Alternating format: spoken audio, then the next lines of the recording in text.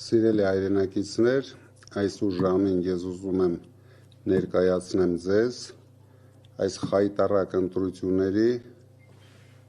իրավիճակը։ Դուք բոլորդ այս մեկ ամսում տեսաք, ինչ հալածանքների ենք մենք ենթարկվում, ինչ բռնությունների ենք մենք ենթարկվում։ Մեզանից, մեր թիմակիցներից մոտ 75 հոգի այսօր կալանավորված են, 700-ից ավել մարդ ձերբակալվել են եւ այս մարդիկ նույնիսկ չհանգստանալով որոշեցին ընտրության օրը անհասկանալի գործերով զբաղվել։ Նույնիսկ աշխարհի պատմության մեջ չի եղել դեպք, երբ հաշվարկի ժամանակ ընդհատում են ու ասում են մենք առավոտյան 9-ին կներկայացնենք արդյունքները, տեսնելով որ խայտառակ ձևի իրենց արդյունքները նվազում են եւ ամեն րոպե նվազում են, իրենք կանգնեցրին հաշվարկը եւ մենք նույնիսկ չենք հասկանում առավոտյան ինչ են ներկայացնելու։ Ես ուզում եմ ձեզ ասեմ, բոլորիդ ասեմ, վստահ եղեք,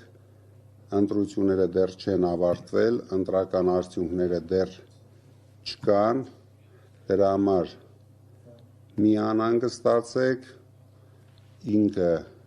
իրենք չեն ունենալու իրենց ուզած հաղթանակը, որովհետև դուք նույնիսկ իրենց հարցազրույցից,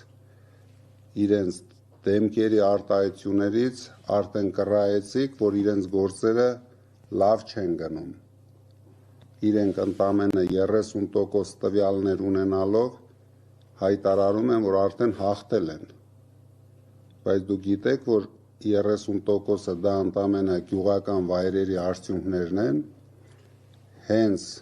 սկսվեց քաղաքների արդյունքները, իրենք սկսեցին շատ մեծ թափով նվազել։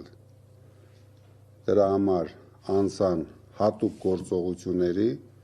եւ մենք նույնիսկ պատկերացում չունենք ինչ գործողությունների։ Դրա համար ես ուզեցի տեղյակ պահեմ, որ ապօրինությունները շարունակվում են, անհասկանալի ընտրությունները շարունակվում են եւ անպայման առավոտյան վերջնական արդյունքները ունենալուց հետո մենք նոր կարող ենք ասել եւ անպայման հայտարարությամբ հանդես կգանք